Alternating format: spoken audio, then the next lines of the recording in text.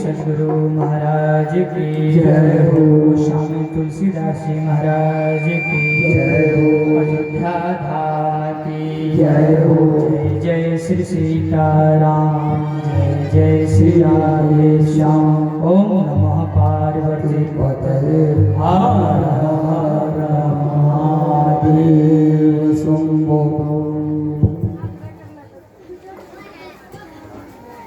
संत शेखर कली पावना अवतार भगवत भक्त भक्ति भूषण गोस्वामी श्री तुलसीदास जी महाराज के द्वारा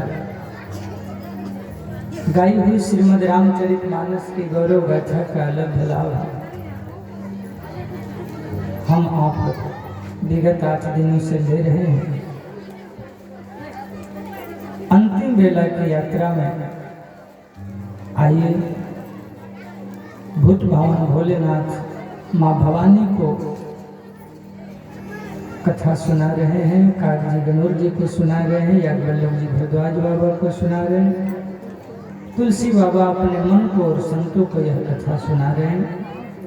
और कथा सुनाते सुनाते हमारे बाबा ने कहा, भव सागर चह पारज पावा, भव सागर जो पारज पावा, भव सागर चह पारज पावा, भव सागर जो पारज पावा। राम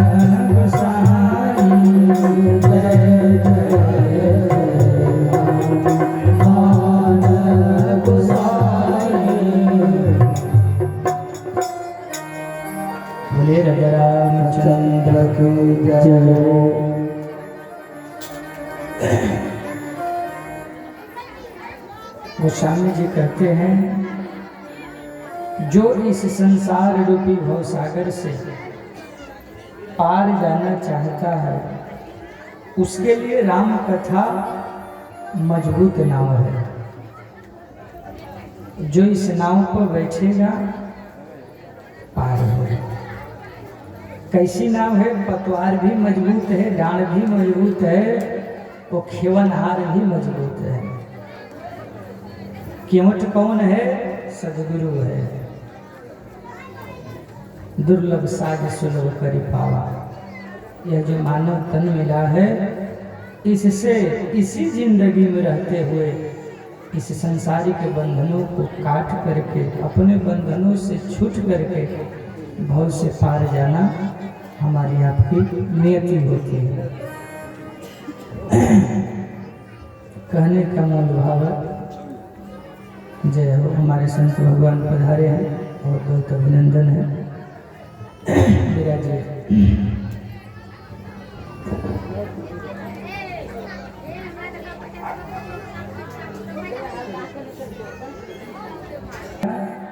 कथा की महिमा पढ़ी जाती है। तो तुलसी बाबा इस भवसागर से पार पहुंचाने के लिए राम कथा को गाया। जो मन करी विषय अनल बंज रही, जो हमारे मन में त्रिताप है, उन तापों को नाश करने के लिए जो इस कथा में आएगा, बैठेगा, अवगाहन करेगा, वो सुखी होगा। हम सब सुखी होने के लिए परेशान हैं, पर सुख वहाँ ढूंढते हैं जहाँ सुख कभी मिलना ही नहीं है।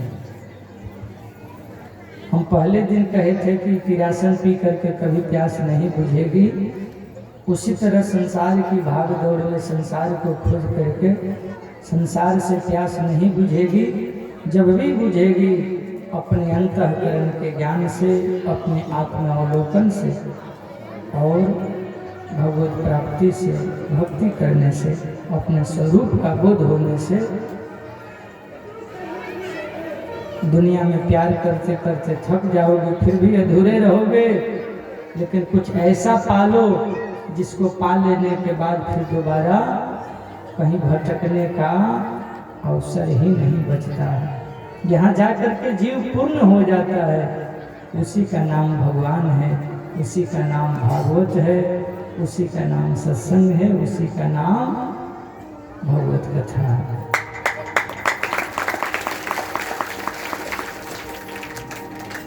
और गोस्वामी जी कल आपको सुना रहे थे कि पंचवटी में हमारे राम जी ने लक्ष्मण जी को बड़ा भाव से समझाया। 5 प्रश्न उन्होंने किया। माया किसे कहते हैं, ज्ञान क्या है, वैराग्य क्या है, भक्ति क्या है और ईश्वर जी में भेद क्या है। आपने प्रश्न को सुना। वहाँ से भगवान यात्रा को आगे बढ़ाया। सुपनेखा आई। सुपनेखा कहते आसक्ति को, अध्यात्म की भाषा में जो ये विषय वासना है ना, वही है सुपनेखा, जिसका अर्थ होता है आ सकती है आसानी से पर जा सकती है मुश्किल से। आसक्ति माने आ सकती है आसानी से, जैसे खैनी, सिगरेट, बीड़ी, गांजा, तंबाकू, मदिरा, पान आसानी से सीख जाते हैं हम लोग, पर जाने में कितना कठिनाई होता है। कोई बिरला होता है कि उसको छोड़ पाता है। तो ये सब आसक्ति है। तो आसक्ति आ सकती है चुपके चुपके, लेकिन जब पता चलेगा ना इससे दूर होना है, तो जिस चीज से आप जितना भागते हैं उतना वो पीछा करता है। आप किसी को कहिए कि अब उसको भुला देना है, अब याद नहीं करना है, जितना भुलाने की कोशिश करिएगा उतना याद आएगा। समझ रहे हैं? इसीलिए करना क्या है, भुलाने का प्रयास नहीं करना है, अपने मन को, अपने जीवन को इतना बढ़िया काम में लगा देना है कि हमारा जीवन, हमारा व्यवहार गलत जगह के लिए समय न बचे कि हम कचरा में जाए।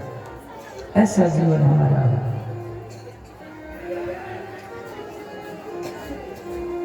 आसक्ति रुकने सुखने खा का नाक कान कटा, अर्थात आसक्ति में पड़िएगा तो आपकी प्रतिष्ठा और आपका जीवन भी कलंकित हो जाएगा। सिया जी का हरण हुआ, रावण ने बहुत तरह के प्रयास किया, पर तब अशोक पादप तरह राक्षस जतन कराए। पहले तो भय दिखाया, बल दिखाया, अपनाना चाहा, पर कहाँ होता। भगवान कबंध को और सभी संत महापुरुषों को कृपा करते हुए सुतीक्षण जी, अगस्त ऋषि, सर्वभंग अत्रि ऋषि आदि को कल्याण करते हुए जो गए थे, सबरी मैया के पास पहुँचे थे और नवधा भक्ति का बड़ा सुंदर भक्ति की कथा भगवान ने सुनाया। उसको गति दे करके नारद बाबा से मिले, राम नाम की महिमा को बखान किया, संत संत की महिमा गाए और वहाँ से भगवान यात्रा आगे बढ़ा करके पहुँचे ऋष्यमुख पर्वत के पास। हनुमान जी महाराज ब्राह्मण का भेष बना करके आए।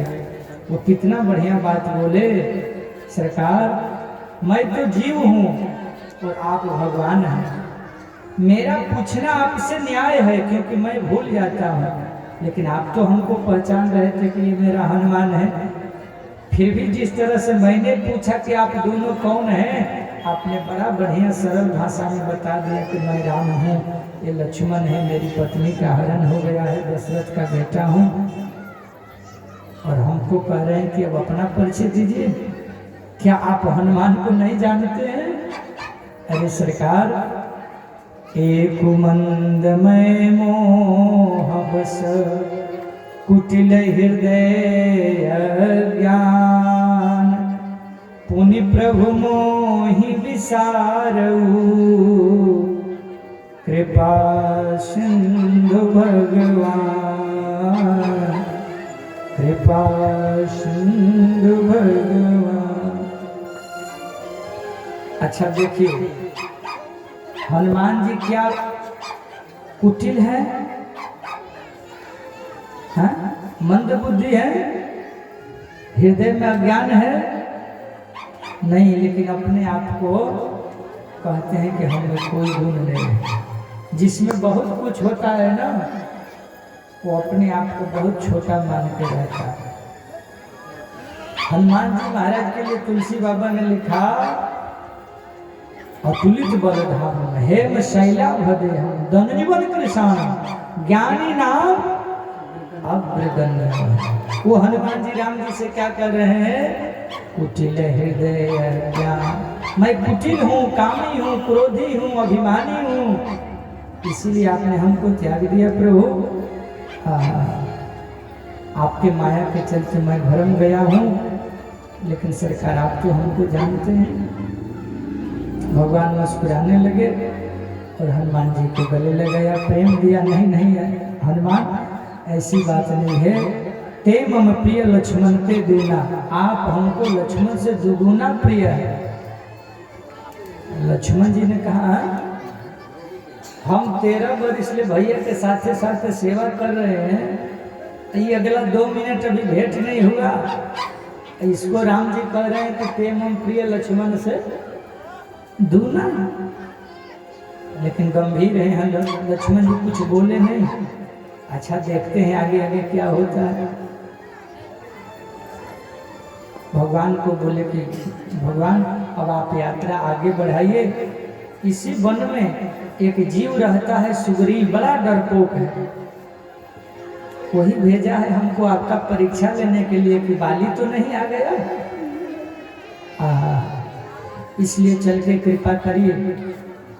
भगवान ने कहा, देखो भैया, जिसको कृपा का फल लेना है उसको मेरे पास आना चाहिए, मैं उसके पास क्यों जाऊं? हनुमान जी ने कहा कि वो तो जीव है, भटका हुआ है, वो कब आपके शरण में आएगा सरकार, आप ही अपनाइए, चल गए। भगवान ने कहा ठीक है मैं जाऊंगा। पर मैं चलते चलते इतना थक गया हूँ कि अब जा नहीं पाऊंगा, शरीर पूरा थक गया है। तो हनुमान जी ने कितना बढ़िया जवाब दिया, बोला कि अब तक आपके पास विमान नहीं था। क्या विमान नहीं था तो पैदल चल रहे थे, अब बोले अब हनुमान रूपी विमान आपके बगल में खड़ा है, आप दोनों भाई मेरे दोनों भुजाओं को बैठ जाइए, आराम से पहुंचा देंगे सुग्रीव के पास। लक्ष्मण जी सोचे हाँ हमारे भाइयों को भरवा उठा लेगा ये बनरा।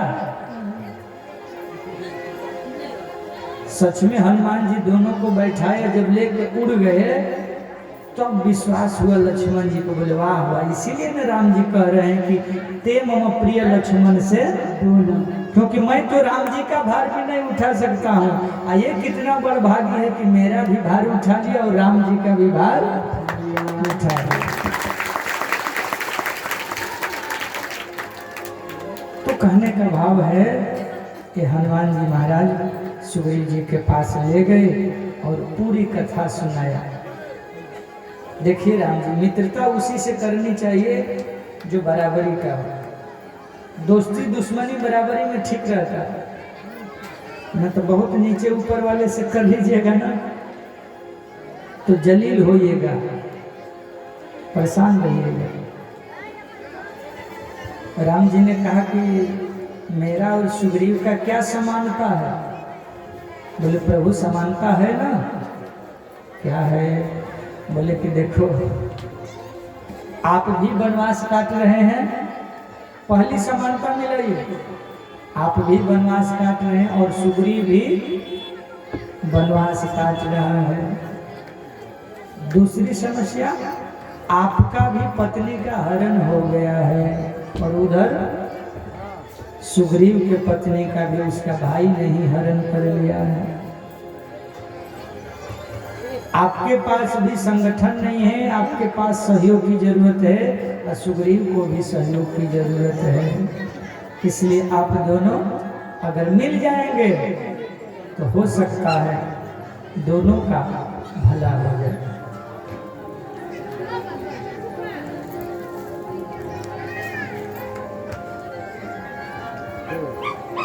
बोले ठीक है, अगर ऐसी बात है तो चलो। हनुमान जी जैसे लेके गए, सुग्रीव जी ने मिला, प्रणाम किया, अग्नि जलाए हनुमान जी और साक्षी दे करके मित्रता का सुगंध खिलाया और गांठ बंधवाया कि आज से आप दोनों हम दोनों मित्र बन गए। सुग्रीव जी दौड़े दौड़े अंदर गए, एक कपड़ा में बंधा हुआ था सिया जी का गहना लेके आए। प्रभु एक पहचानिए तो, क्या ये सिया जी का है? मांगा राम राम राम, हाँ राम पुकारी, हम ही देखी दिन नौ पठदारी। मांगा राम तुरत तिहि दीना, पटौर लाई सोचयति कीना, पटौर लाई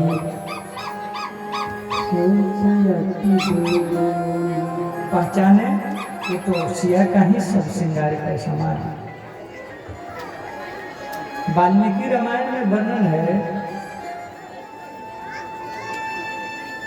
कि भगवान लक्ष्मण से पूछते हैं कि लक्ष्मण देखो तो सिया का ही है ना। तो लक्ष्मण जी कहते हैं प्रभु हम तो चरणों को छोड़ करके कुछ देखे ही नहीं थे, तो कैसे बताए कि ये गहना उनका है कि नहीं है।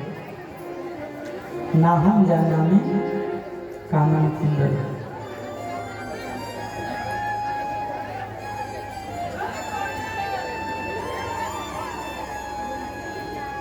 बैठक हुई, सभा लगी। भगवान इतने प्रेमी हैं कि भगवान ने कहा कि देखो मेरा समस्या बाद में हल होगा, पहले सुग्रीव आपकी समस्या में हल करूँगा। आपका क्या समस्या है? बोले कि देखिए मैं और मेरा भाई,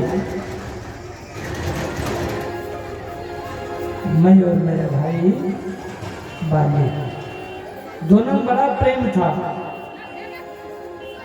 बहुत अच्छे से हम दोनों रहते थे। एक दिन की बात है, एक राक्षस आया नगर में, दोनों भाई उसके पीछे भगे, गुफा के पास पहुंचा। हमको बाली ने समझा के कहा कि जा रहे अंदर, तुम इसी दरवाजे पर रहना, 15 दिन तक इंतजार करना, अगर मैं नहीं आऊं तो समझ जाना कि मैं, अगर रुधिर निकल जाए तो समझना कि बाली का सीताराम हो गया।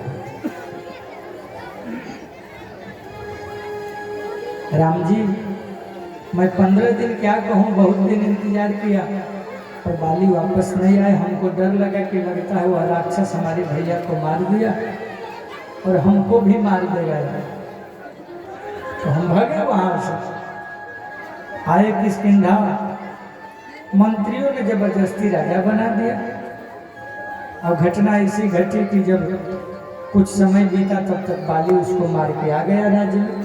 अब तो उसको बड़ा क्रोध हुआ, क्या, अरे सुग्रीव, हमको तो छोड़ करके आके राजा बन बैठा, कपटी, छली, और हमसे बलवान है बाली, मार करके भगा दिया, मेरा पत्नी का भी हरण कर लिया। तब से मैं ये बंदरों के साथ जंगल में रहता हूँ, यहाँ श्राप बस आवत नहीं, फिर भी डरता हूँ कि कहीं आ न जाए। इस पर्वत पर मैं रहता हूँ सरकार। भगवान ने कहा कि हे सुग्रीव, चिंता न करो, एक ही बाण में मैं बाली को मार सकता हूँ और ब्रह्मा शंकर भी उसकी रक्षा नहीं कर पाएंगे। और जो मित्र के दुख को देख करके दुखित नहीं होता है, उस मित्र को देखने से पाप लगता है। अपने दुख को छोटा समझना चाहिए, मित्र के दुख को बड़ा समझना चाहिए। जिनके मन में ऐसी मति नहीं आती है वो क्यों मित्र बनाते हैं। मित्र का काम है अपने मित्र को सन्मार्ग पर ले जाना, कुमार्ग से हटाना, अच्छे जगह पहुंचाना, देने लेने में शंका नहीं करना। दे ले तो मन शंका न रही, जो कहना मुंह पर कहना, विपत्ति में साथ देना। बहुत तरह की कथा राम जी ने सुना। जब पूरी कथा सुना दिए तो सुग्रीव जी ने कहा, प्रभु आपको तो मैं समझ रहा हूँ कि दुनिया आनी जानी है, सपना है, कहीं कुछ नहीं है। हम पर ऐसी कृपा करिए कि रात दिन सब कुछ छोड़ के आपका भजन करो। भगवान ने कहा, वाह वाह, भजन करने को कह रहे हो, कल लड़ाई करने के लिए भी तैयार हो। इसका अर्थ है भीतर वासना है पर ऊपर ऊपर कह रहे हो कि सब तजी भजन करो दिन रात। ये चाल ठीक नहीं है। जीव यही चाल चलता है, कब भगवान को सबसे ऊपर भक्ति बन जाएगा और कब संसार के तरफ दौड़ पाएगा। बोले रामचंद्र भगवान।